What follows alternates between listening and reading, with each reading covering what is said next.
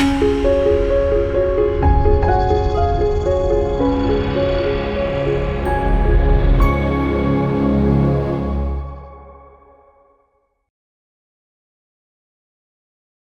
మాత్రం. నేను మీ జర్నలిస్ట్ నవత.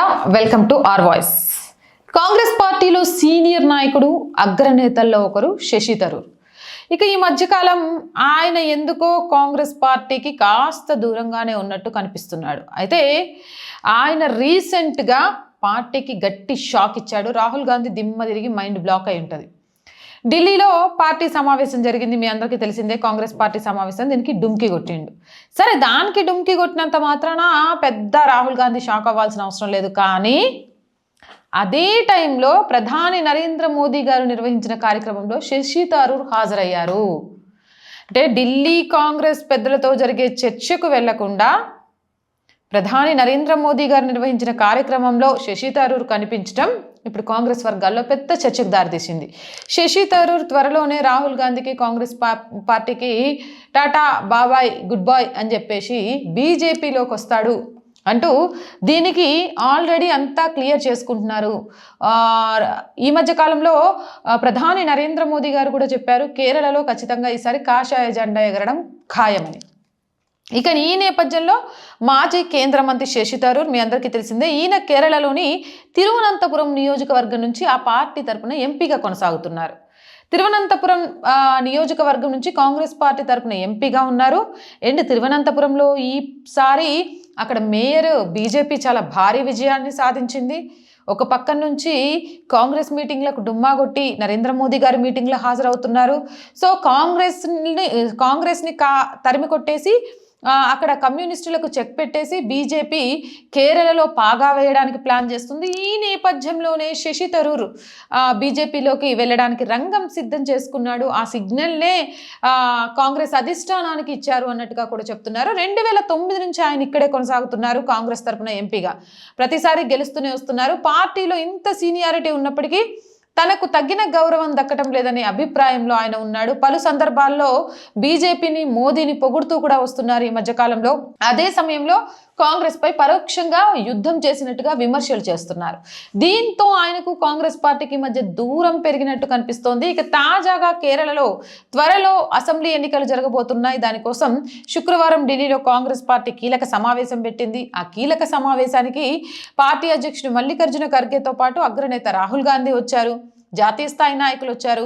కేరళ నేతలను ఆహ్వానించారు. కానీ కేరళకు చెందిన అగ్రనేతగా గుర్తింపున్న శశి థరూర్ మాత్రం ఈ సమావేశానికి డుమ్కి కొట్టేసిండు. అయితే తన పార్లమెంటు నియోజకవర్గం తిరువనంతపురంలో ప్రధాని మోదీ సభకు హాజరయ్యారు. దీంతో ఆయన కాంగ్రెస్ పార్టీకి దూరం అవుతూ బీజేపీకి దగ్గర అవుతున్నారని కేరళలో కోడై కూస్తోంది. ఎర్నాకుళంలో ఇటీవల నిర్వహించిన మహాపంచాయత్ కార్యక్రమంలో రాష్ట్ర నాయకత్వం రాహుల్ గాంధీ తనను సరిగ్గా గౌరవించలేదనే ఆరోపణల నేపథ్యంలో థరూర్ సమావేశానికి హాజరు కాకపోవడం కూడా కలకలం రేపుతోంది.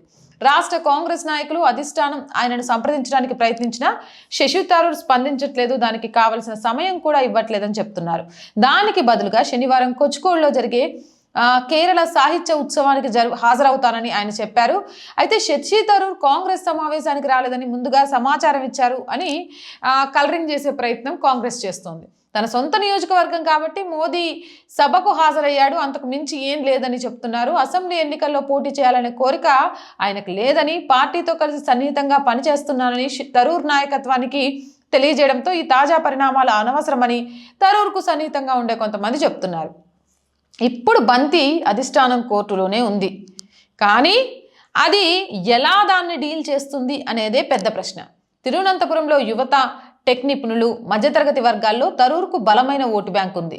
దీనిపై బీజేపీ కూడా కన్నేసింది. జిల్లాలోని 14 స్థానాలకు గాను యూడీఎఫ్కి కేవలం ఒకే ఎమ్మెల్యే ఉన్నారనే వాస్తవాన్ని పరిగణలోకి తీసుకుంటే ఇది కాంగ్రెస్కు ఒక సవాల్గా ఉంటుందని ఆ పార్టీ నాయకులు గుర్తు చేశారు. ఏదేమైనా శశి థరూర్ చేస్తున్న వ్యాఖ్యలు, ఆపరేషన్ సింధూర్ టైం నుంచి కూడా ఆయన వ్యవహరిస్తున్న శైలి కాంగ్రెస్ మీద నిరసన తెలియజేస్తూనే, ఆగ్రహాన్ని తెలియజేస్తూనే మోదీ నాయకత్వాన్ని అభినందించడం కనపడుతోంది. అదే గనక తిరువనంతపురంలో శశి థరూర్ కనుక బీజేపీలో జాయిన్ అవుతే అది బీజేపీకి చాలా చాలా చాలా ప్లస్, శశి థరూర్కి ప్లస్సే. ఖచ్చితంగా అనుకున్నట్టుగా అక్కడ కాషాయ జెండా ఎగరవేయడానికి కూడా అది చాలా వరకు ఉపయోగపడుతుంది. మరి మీరేమంటారు? మీ అభిప్రాయం ఏంటి?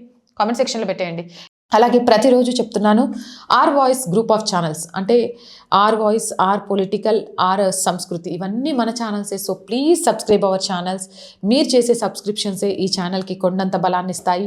ప్రతి వీడియోని లైక్ చేయండి, షేర్ చేయండి, మీ అభిప్రాయాన్ని కామెంట్ చేయండి. అలాగే ఆర్థికంగా ఒక్క రూపాయి అయినా సరే మా ఛానల్కి ఎంతో కాదు మన ఛానల్కి ఎంతగానో ఉపయోగపడుతుంది. సో ప్లీజ్ మీరు చేసే ఆర్థిక సహాయం ఈరోజు ఆర్ వాయిస్ గ్రూప్ ఆఫ్ ఛానల్స్కి చాలా అవసరం.